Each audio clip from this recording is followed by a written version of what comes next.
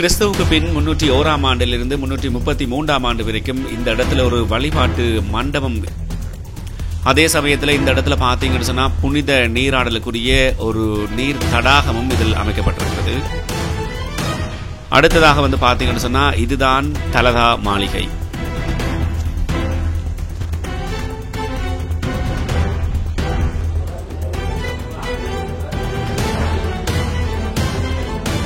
நல்லா இருக்கு இந்த இடம், பார்க்க நல்ல ஒரு அழகா இருக்கு. வீடியோவுக்கு எப்படி வருதுன்னு தெரியல, ஆனால் நேரம் நிற்கிறேன். எனக்கு ஒரு வித்தியாசமான ஃபீலிங்காக இருக்குது இந்த இடத்தால போயக்குள்ள.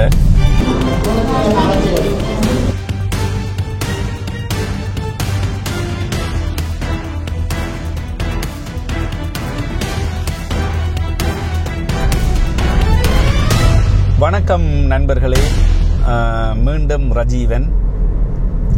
இப்போ எங்கே என்று சொன்னால் நீர்கொழும்புல இருந்து யாழ்ப்பாணம் போய் கொண்டிருக்கிறேன். இப்போ மணி 1:30 ஆகுது. அப்படியே ஓடி வந்து அனுராதபுரத்துக்கிட்ட வந்துட்டேன். இப்போ நான் சாப்பிட்றதுக்காக ஒரு இடத்த கூகுளில் அடித்து போக இருக்கிறேன். முதல்ல நானும் ஏர்போர்ட்டால் வரையக்க இந்த இடத்துல சாப்பிட்ருக்கிறேன். இப்போ குறிப்பாக பார்த்தீங்கன்னு சொன்னால் அனுராதபுரத்தில் நிறைய நல்ல ரெஸ்டாரண்ட்டுகள் வந்துட்டுது. இப்போ விடிய வந்து ஏர்போர்ட்டால் இறங்கி யாழ்ப்பாணம் போகிற ஆக்கள், இப்போ நீங்கள் ஓடி வார தூரத்தின் கணிப்பை பார்த்தா 1:30 மணி அல்லது 2 மணிக்குள்ளே இப்படி மன்றாபுரம் வந்துடுவீங்க. இடையில பெருசாக உங்களுக்கு கடைகள் கிடைக்க வாய்ப்பில்லை. மத்தியானம் சாப்பிட்றதுன்னு சொன்னால் நீங்கள் அனுராதபுரத்தை நீங்கள் செலக்ட் பண்ணலாம். இப்போ நான் போகிற ரெஸ்டாரண்ட்டும் உங்களுக்கு தேவைப்பட்டால் கமெண்ட்ஸில் கேளுங்க. நான் அந்த கூகுள் இந்த மேப்பை நான் அதில் அட்டாச் பண்ணி விடுறேன். சரிதானே?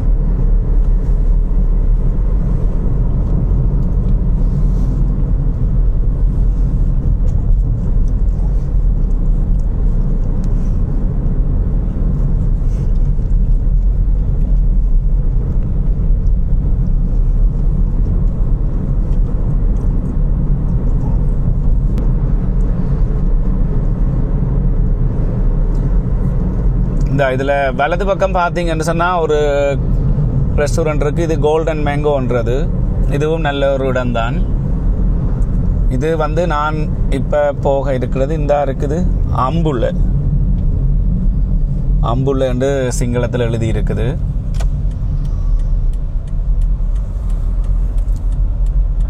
ஆஹா, பார்க் பண்ணுறது தான் பிரச்சனை.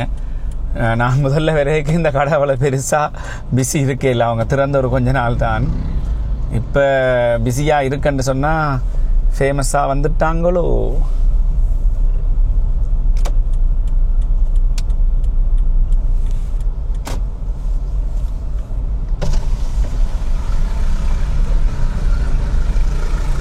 පාකින් තියෙනවද අයියා? පාකින් කියන්නේ වෙන මෙතනින් අර පුළුවන්ද? කමක් නැද්ද?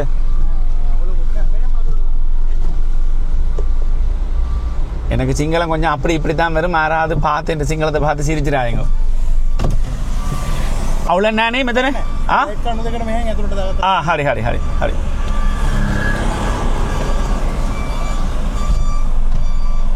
பார்க்கிங் இல்லாத அளவுக்கு කියන්න. ஹரி ஹரி ஹரி. பார்க்கிங் இல்லையாம். பார்க்கிங் அதான் சொன்னேன், பார்க்கிங் இல்லாத அளவுக்கு ரெஸ்டாரண்ட் ரொம்ப பிஸியாக போயிட்டு. பாப்போம், கொஞ்சம் நேரம் வெயிட் பண்ணாலும் பரவாயில்ல. ஏன்னா இதை விட்டால் அங்கால வவுனியாவில் நிறைய கடைகள் இருக்குது. அது எல்லாம் ஆர்டர் பண்ணி சாப்பிடணும். இப்போவே 1:30 சொன்னால் வவுனியா போக எப்படின்னு டைம் எடுத்துடும். பாப்போம் வாரார்.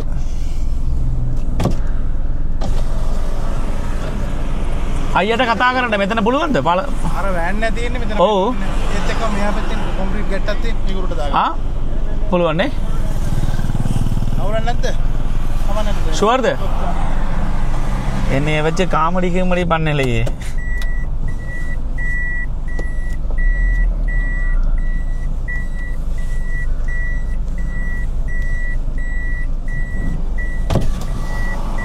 ඇතිද?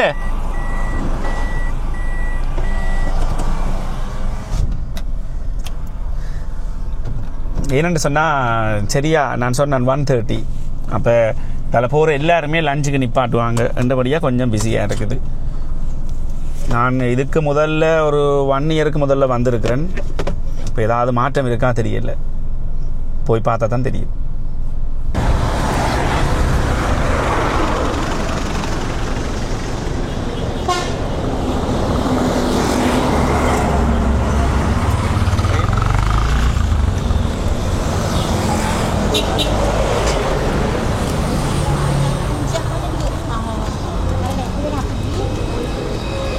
அதில் பார்த்தீங்கன்னு சொன்னால் அம்புல எழுதி இருக்குது.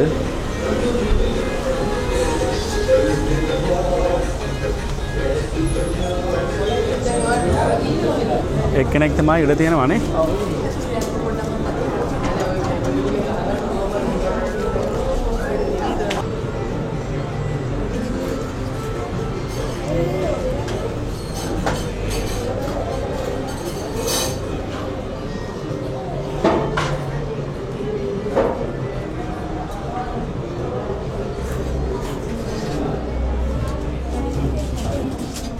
තන්දුරි කියවද?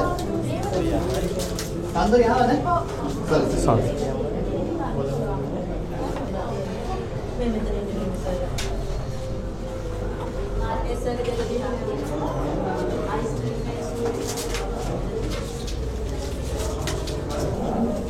White rice එකනේ නැද්ද? White rice එකනේ. හරි.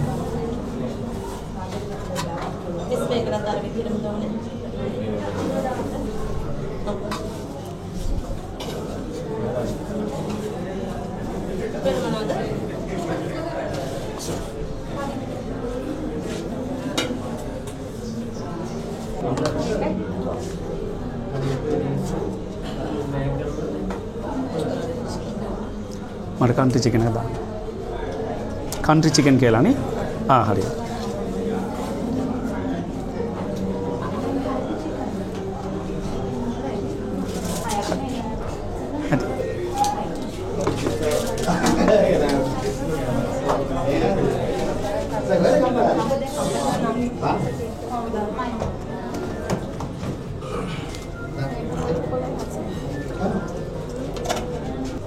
कोक बैडी का करना बोल हाँ यार हरी थैंक यू. हाँ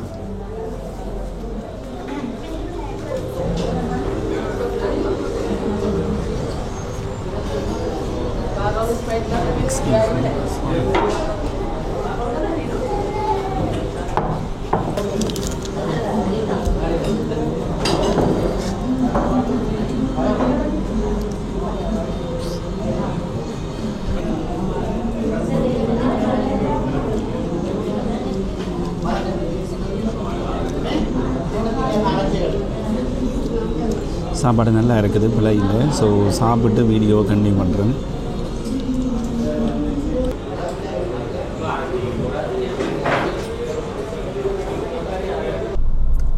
சாப்பாடு உண்மையாகவே நல்லா இருந்தது. இவங்களோட செட்டப் எப்படி என்று சொன்னால், முதல்ல நாங்கள் எல்லாம் போட்டு எடுத்துக்கொண்டு வந்து இருப்போம். அந்த டைமில் அவங்க ஒரு சின்ன ரிசிப்ட் மாதிரி ஒன்று தருவாங்க. அதுக்கு பிறகு நாங்கள் திருப்பி தேவையென்றா எடுக்கலாம், அப்படி இல்லாட்டி அந்த ரிசிப்டின் படி நாங்கள் பே பண்ணுறது. ஏன்னா அதில் வந்து சிக்கன் இருந்தது, மீன் இருந்தது. சிக்கன்லேயே 2 வெரைட்டி வச்சுருந்துருந்தாங்க, மீனும் அப்படித்தான். அப்போ இதில் வந்து அதில் எழுதி தாராங்க, அந்த சின்ன துண்டில் எழுதி தாராங்க கறி சிக்கன் சொல்லி. நான் நினைக்கிறேன் இப்போ சாதாரணமாக நார்மல் சிக்கன் எடுத்தால் சிக்கன் ரெண்டும், பிறகு அப்படி இல்லாட்டி மீன் எழுதுவாங்க பொருளுக்கு. 1200 தான் வந்தது. இதில் நான் வந்து ஒரு கோக் பேடியும் எடுத்திருந்தேன். நான் இப்போ சரி அதில் ஒரு 120 பார்த்தா கூட சாப்பாடு ஒரு அரவுண்ட் ஒரு பட்ஜெட்டாக தான் இருந்தது. இது வர்ற வழியில் தான். இப்போ நீங்கள் வேனில் வாரீங்களா இருந்தால் வேனில் வார அந்த டிரைவரை நட கேட்டிங்கன்னு சொன்னால் கண்டிப்பாக அவங்களுக்கெல்லாம் இந்த இடம் தெரிஞ்சிருக்கும். என்னென்னு சொன்னால் இடையில் இருக்கிற வழிகளில் அவ்வளோ பெருசாக கடைகள் எனக்கு சொல்ல தெரியலை. இதில் எப்படின்னு சொன்னால் குறிப்பாக வாஷ்ரூம் நல்ல க்ளீனாக இருந்தது. ஏன்னா இவ்வளோ தூரம் ஓடி வாராக்கள், வெளிநாட்டிலேருந்து வாராக்கள், உங்களுக்கு தெரியும் எவ்வளோ கஷ்டப்படுவீங்கன்னு சொல்லி. அன்றாதபுரம் இப்போ 10 மணிக்கு வந்து இறங்கினீங்கன்னா எப்படின்னு சொன்னால், இப்போ வெளிநாட்டிலேருந்து வர எல்லா ஃப்ளைட்டுகளுமே ஒரு 5:30-6 மணிக்கு தான் வந்து இறங்குது கட்டுநாயக்கால. எப்படி நீங்கள் கிளியர் பண்ணி வேற ஒரு 7-8 ஆயிரும். அப்போ அதுக்கு பிறகு இங்கே வேற சரியாக ஒரு மணி 2 மணிக்கு லஞ்சுக்கு நீங்கள் அன்றாதபுரம் வர மாதிரி இருக்கும். சரி, இப்போ தொடர்ந்து கூகுளில் ஒரு இடமண்டு அடித்து பார்த்து நான் அன்றாதபுரத்துலேயே பார்க்குறதுக்கு, அதை முடிஞ்சால் அதை பார்த்து கொண்டு நாங்கள் யாழ்ப்பாணம் போகிறோம். நாங்கள் இல்லை, நான். இது வந்து மெயின் ரோட்ல இருந்து ஒரு உள் ரோட்டுக்கு இறங்கி போகிறேன். எல்லாம் கூகுள் காட்டின வழிதான். பிழைச்சா நான் பொறுப்பில்லை. கூகுள் தெரிந்தான் எங்கேயாவது லேக்குகளையும் காட்டும். இப்போ அனுராதபுரத்தில் பார்க்குறதுக்கு நிறைய நல்ல பழைய இடங்கள் இருக்குது. ஆனால் அதுகளை வந்து பார்க்குறதுன்னு சொன்னால் ஒரு தனி வீடியோவாகவே நாங்கள் செய்ய வேணும். அதுக்கு இது நேரம் போதாதுன்னு சொன்னால் இப்போவே 2:10 ஆயிட்டுது. இதில் ஒரு கொஞ்ச நேரம் எடுத்துட்டு நான் வந்து கிளம்பினா மட்டும்தான். நல்லா இருக்குது இந்த இடம், பார்க்க நல்ல ஒரு அழகாக இருக்குது. வீடியோவுக்கு எப்படி வருதுன்னு தெரியல, ஆனால் நேரம் நிற்கிறேன். எனக்கு ஒரு வித்தியாசமான ஃபீலிங்காக இருக்குது இந்த இடத்தால போய்க்குள்ள.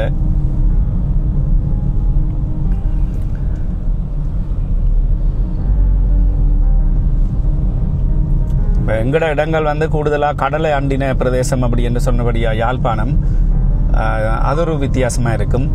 இவங்கட வந்து ஒரு கொஞ்சம் அந்த பச்சை பசையில் என்ற மாதிரி இருக்கும்.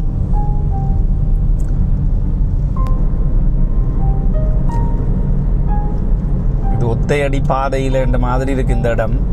இரவுல வந்தா கொஞ்சம் பயந்தான் போல இருக்கு.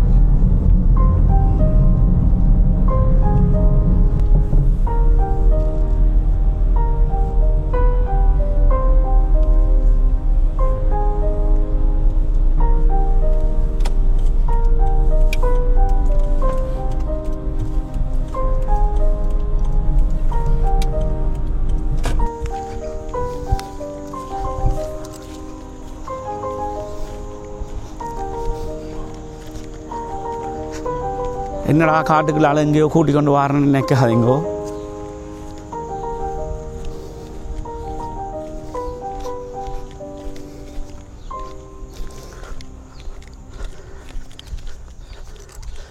இந்த பாருங்க, இதை காட்டத்தான் கூட்டிக் கொண்டு வாரேன் உங்களை.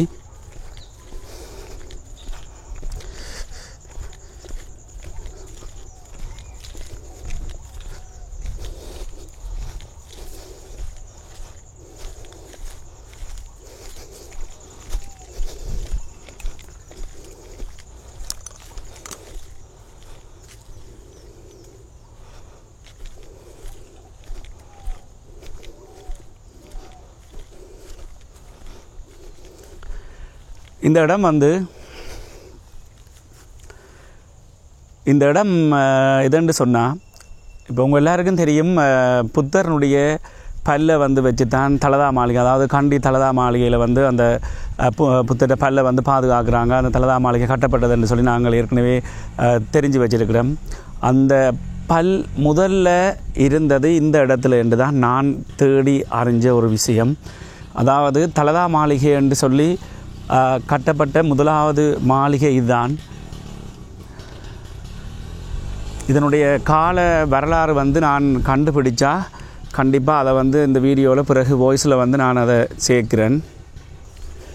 கிறிஸ்துவுக்கு பின் 301ஆம் ஆண்டிலிருந்து 333ஆம் ஆண்டு வரைக்கும் இந்த இடத்துல தான் புத்தரனுடைய புனித பல் வந்து பேணி பாதுகாக்கப்பட்டு வந்திருக்கிறது. அதற்கு பிறகு வந்து பார்த்தீங்கன்னு சொன்னால், போர்த்துகேயர்களுடைய படையெடுப்புக்கு பிறகு அந்த புனித பல் வந்து பல இடங்களுக்கு அந்த புனித பல்லை வந்து இடம் மாற்றி இருக்கிறாங்க. கடைசியாகத்தான் இப்போ இருக்கிற கண்டி தலதாவுக்கு அந்த புனித பல் வந்து கொண்டு செல்லப்பட்டிருக்கிறது. இந்த மேலே வந்து பூவெல்லாம் போட்டு வணங்கி இருக்கணும். நான் இப்போ ஷூவோடு நிற்கிறபடியாக மேலே ஏறுறது சரியில்லை.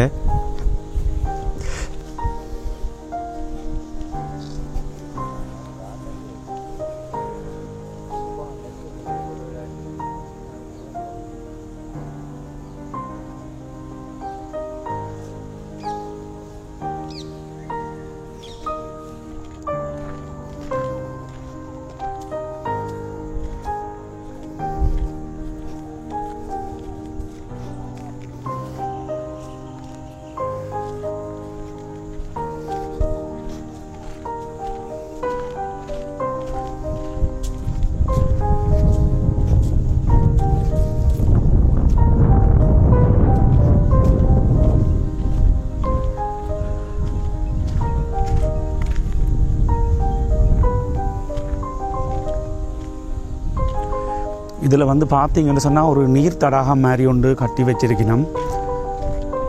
முழுக்க முழுக்க இது கருங்கல், இது ஃபுல்லாக ஒரே கல்லாக இருக்குது. அதில் மட்டும்தான் ஜோயின் இருக்குது. ஆனால் அது இவ்வளவு நிலத்துக்கு ஒரே கல்லை குடஞ்செடுத்து வச்சிருக்கணும்.